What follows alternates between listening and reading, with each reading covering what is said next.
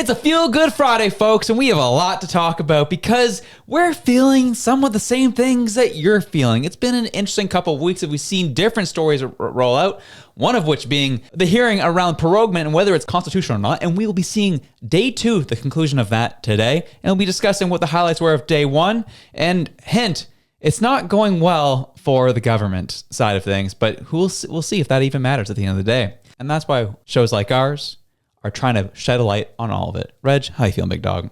Good. I'm feeling good today. It is a Feel Good Friday, and we ask all of our viewers to like and subscribe for us because it helps the show out. It helps the little guys out because, as we're going to point out today, mainstream media isn't telling you everything. It's really kind of hiding things, but one of the things that's been really interesting to follow is, again, that trial that's happening right now, or I guess hearing, not trial. But basically, just the government and the way that it's acting, bringing in, 10, 11 lawyers to compete against 3 and then coming up and trying to gaslight the judge. I thought that was the best part, like so indicative of how this government operates, right? Just, we're going to tell you the way that it is. And the judge goes, hold up. Pulls up the transcript of what Justin Trudeau said. And he goes, doesn't it say right here exactly this? And then crickets, because the other side's just like, oh, crap. So what a fun, interesting, just like little microcosm of exactly this government's way of working. And it's so nice to actually see the legislative branch, like just look at this and go, this is absurd. Yeah. Like you're not acting in good faith for Canadians. So. Yeah. And so we'll end up seeing what ends up coming of all of that, because that is the issue and that is the concern a lot of people are having. It's like, okay, we've known this to a degree that we've had a serious opportunity to see this overturned. And we'll see what ends up happening with the actual results and how the judge will rule this. And I would say from what I'm seeing from the judge and what I'm seeing from how he's interacting with the government lawyers or the representation for the government, it might actually rule in the favor of Canadians because he's looking pretty agitated with all this. Yeah, well, one of the big things that he said today was the fact that the government came back and they said, well, there's no legal precedent around prorogation because there's no actual rules around it. So the government can do whatever the heck it wants with it. It can have it as long as it wants for any reason. It could be partisan. It could be as much as that the government felt like they wanted a vacation. So the executive branch can just run the show without any checks and balances. And the judge was just like, yeah, but that seems like it's acting in bad faith. That feels unconstitutional. And the lawyers were like, well, we can do what we want. And the judge was like, no, actually, you need to be held to account. And you can't be held to account if the other 2 branches are effectively neutered because you've prorogued. And it's just like this back and forth of like, what is constitutional, what is custom and convention? Because we know that a lot of the rules in Canada are just custom and convention. Like it's not actually written down. It makes me think that one of the things I need to see from Pierre Poilievre is actually a commitment to some real reforms in the way that this government operates, because Canadians have been sick and tired of being held hostage. So we need to kind of close that loop. We also need to do something about this ridiculous prorogation thing. I don't care if we're built off the Westminster model. We need to build a new Canada First model. Like roll Canada First right into this element as well. Make a new model where we don't have a Governor General, where we don't have prorogation at all, because it's a farce, honestly. It actually reminds me a little bit of the 2015 Trudeau campaign. And one of his main promises was voter reform.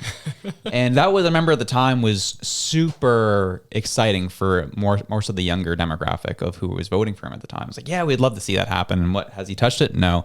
Did he talk about it in recent interviews in the past 8 months saying, oh, that was probably my biggest regret is not touching voter reform? Yes, he did say that. And we knew he had no intention of touching it whatsoever. But now here we are, fast forward as 10 years. And now not only talking about, okay, like voter reform is such a small aspect of it, but now we're talking about overhauling our whole system. How we're talking about overhauling how the Senate operates, overhauling how sometimes the House of Commons operates. We're talking about overhauling and creating carve-outs for the Charter of Rights and Freedoms. We're talking about exercising the notwithstanding clause, to go after bad judge decisions. It's been exacerbated so much because of the lack of action of this government. And so it is interesting now that we're here, the Canada First plan, as we will be seeing that hard launch of that campaign tomorrow by the Conservatives in Ottawa. This is all a part of that. And quite frankly, I'm very excited. Yeah, honestly, I'm excited. And one of the things I'll just mention too, really quickly, is like when we bring it back to that 2015 kind of era, a lot of the things that people say about Pierre Poilievre is like, well, he didn't do anything, so he's not going to do anything now. And you had Justin Trudeau at the time saying, we're going to do voter electoral reform, and he didn't do it. And so everybody's saying, well, what's the likelihood of him doing it? So we'll give you the likelihood. So back in the day when he was working as a politician with the government in power, Mr. Harper. So he actually created the Fair Elections Act. So the Fair Elections Act, which was Bill C-23, introduced during the 41st sitting of Parliament, was basically to try and cut down on individuals who were not eligible to vote and remove that and basically bring in laws around IDs and making sure that people couldn't, it was supposed to stop the vouching process basically. So that if you brought your friend, you're like, oh yeah, Tim lives here, that you couldn't do that anymore, which honestly seems like a good thing to do to restore kind of faith in democracy. And then of course we had the Elections Modernization Act that came in under Trudeau, which completely blew that all out of the water. So when I look at this, I look at the fact that, and that was brought in 2018, for those who don't remember, that's Bill C-76. That was Trudeau's bill. And so one of the things I'm thinking here is that I actually think that Pierre will do some of this electoral reform. I don't know to what extent, but I think we'll actually see it. The big thing that I'm worried about right now with Pierre is that we're not hearing his name in the media. And it doesn't matter what things that he's talking about right now. We know he went up to Iqaluit. He made some statements there. He needs to make something big and bold, and I think that this could be that, to try and get his name back in the media again, because the media's been silent, and they've been very, very strategic on their silence. Yeah, and I've been seeing it too, where we're starting to see it, the younger demographic, those at 35 and under, are very much in support of the Conservative Party, and anyone who is older are very much trending towards Liberals, and that's the issue. Is we're currently fighting the similar fight that actually Liberals were fighting back in 2015, was how do we get young people out to vote? Because the old people are going to show up, they're going to do their thing. And so now we're kind of seeing that opposite, that whole thing kind of shift in this upcoming election. And now is the question is, all right, how do we get young people out to vote? And I think we're starting, it's more one thing right now we're seeing on social media where everyone has comments and statements and feelings of how things are operating. They're not really happy about it. But how on election day are you going to turn those feelings into votes? And that, my friends, is actually super key, that we are exercising even ourselves here at the podcast of how we can really bridge that gap and make that happen. Because I think that's really where the election is going to be won and lost, is these issues. Because we know the Liberals voting base watches MSM. They watch the CBCs, the Globals, all of that. And all they're seeing, as Reg pointed out, is Carney's name everywhere. So that's why we believe that you're seeing such a bump in the polls, is because all the talk is about being Carney, and there's none about Poilievre. And you stated, even if it's bad press, Poilievre getting his name out there is actually super key at this point. Yeah, and it's interesting that we kind of talk about voting. I know that we didn't really plan to talk about this, but one of the listeners of the show actually sent something really interesting in. So he said that he's a self-proclaimed PPC voter. And he said that it's time for the PPC to actually put their votes behind the Conservatives, because he was basically showing, he sent a whole list, province by province, of the narrow margin where the Conservatives lost, and the PPC, when you look at the vote counts that they had, that if they would have shifted their votes to the Conservatives, that the Conservatives actually would have won that seat. So he gives an example. I'll give you one right here. So on Sault Ste. Marie in Ontario, he said that the CPC lost margin by 247 votes. The PPC vote was over 1,000 votes there. In Kitchener, they lost by 3,300. The PPC got 4,400 votes there. So this is the thing, is that I think we mentioned it before, and this kind of ties into our Feel Good Friday thing, is that we need to kind of embrace people who, we think may not hold all of the same values as us, but we need to kind of say this is an imperfect step and we're all imperfect people. And we need to get behind a common cause, and the common cause is Canada. And so we need to say, PPC, come on under the umbrella. And then some more of our moderate liberals come under the umbrella too, because we need to actually work together for the better of Canada. Because right now we're not hearing the information and things are not getting out, and the mainstream media is lying blatantly. I think that's the one thing I've been learning recently is, we saw it through the Trump election where I was like, all right, mainstream's done. It's over. And then I'm shifting to Canada and seeing how much I'm starting to see the mainstream is really impacting voter feelings and voter sentiments. And I was like, oh, it really still has a strong hold on our population up here. And that is something that is, as Reg was here is pointing out, this is more of a conversation of, again, the Team Canada, the Canada First approach to, if you vote Liberals again, you're going to get more of this.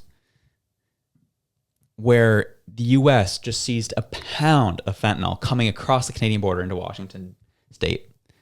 And after all the issues and all the rhetoric and the U.S. government getting so dismayed and frustrated with Canada, and Canada named their borders they applied $1.3 billion to border security. And this still is happening. We don't take them seriously. The U.S. knows we're not taking it seriously, and that's why you're getting more 51st state rhetoric.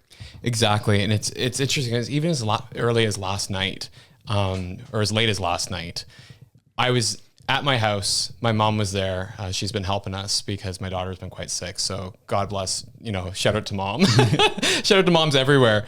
But basically, she had the news on because she loves her evening CTV news, and they get up there and they say, oh, Canada's being dragged into this again because we provide, less than 5% of the fentanyl that goes into the States. And what's wild is that when you're seeing this, a pound of fentanyl being transferred between BC and Seattle, that would wipe out the entire population of PEI and then some. Like, that would be an entire province gone. That's how lethal this stuff is. And that's how much they captured. And then for the media to go out there and go, look, Canada doesn't have a fentanyl problem.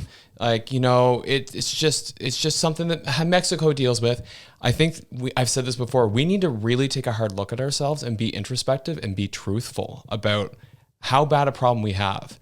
Because it's just the same as the alcoholic going, I don't have a problem. I only had 5 drinks and, 3 DUIs, but it's all good. I'm good to drive. This is our equivalency, and we need to take action here. And I have a personal connection to this because I lost my cousin to a drug overdose because this stuff is getting into every part of our drug supply.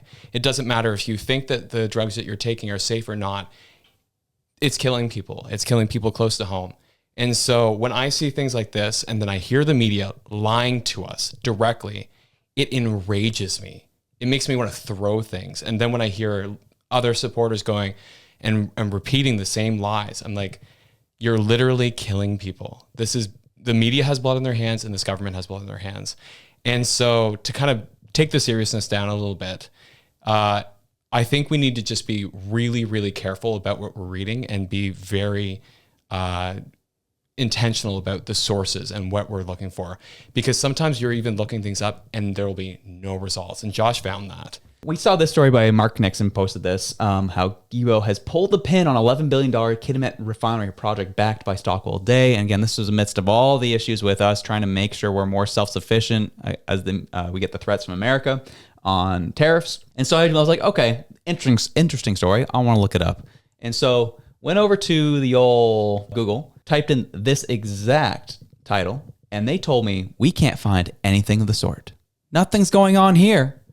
Then I went up to DuckDuckGo, typed the exact same thing in, and look at the results. Yeah, but go back to Google for a second. There's something I just noticed on that. Mm-hmm. Some results may have been deleted or delisted consistently with local laws. Yep. Nice. Yep. It just shows you everything you need to know of clearly our government has a stranglehold and a weird relationship with Google. And, you pull it up on DuckDuckGo and, you're getting the story from the Western Standard. Unfortunately, this is where we're at. We have to have a specific thought process and understanding of how media works and how to find proper information, because it's even when the mainstream is lying to us, as well as the main search engine that is used, Google, is also hiding results to keep truth away from people. And it's just disappointing, but Like I said, the good news is that the message is still getting out there. We're still finding it. And a lot of this, because you've got Mark Nixon who brought attention to it on Twitter or X. So you know what I mean? And you've got shows like ours who draw attention to it. You have folks like Sam from the Bureau who is reporting consistently on the fentanyl crisis. You have all of these folks, and even with Northern Perspective, reporting on the case before the courts right now with prorogation. We have independent media that cares about Canadians. And so we need to be sharing, we need to be supporting, and we need to be making sure that we're all on the same page here, and the page is Canada first. Yeah. Because honestly, this media is money first. And we know that they're getting lots and lots and lots of taxpayer dollars from the current regime that has effectively neutered all powers to be held accountable, and is honestly just dictating right now at this point, because the legislative branch is still allowed to function, and that is Trudeau and his cabinet. Yeah. They are still allowed to function and nobody else is. So they're running a dictatorship in Canada right now, and the media is supporting it because the media is being paid by them. Yep. And this goes back to how you can interact, right? We're putting in the effort. Shows like ours are putting in the effort to kind of make sure we're bringing you the info, and we're trying to do so, distill it in such a way where it is digestible, you can understand it, what is happening. And so all we need from you is, I've seen a lot of people on Twitter these days, or X, sharing and posting our stuff. We really appreciate it. Keep doing that. We keep applying the pressure. The message will resonate, and we will win this. And that's what's encouraging and hopeful about all this, is that people are talking, people are listening, people are waking up from this nightmare that has been Trudeau. And that's why it's a Feel Good Friday, because people are actually getting the word out and people are making a difference. Like, never would I have thought that we would see a legal challenge against our government and the possibility of them winning. Like, even if it doesn't do anything, it sets a precedent that you can't do things and not be held accountable. Whether that accountability holds like a whole lot of water, it's still the precedent and the integrity of the system. So I'm excited to see what happens here, and I'm so proud of my fellow Canadians for what they're doing. Absolutely.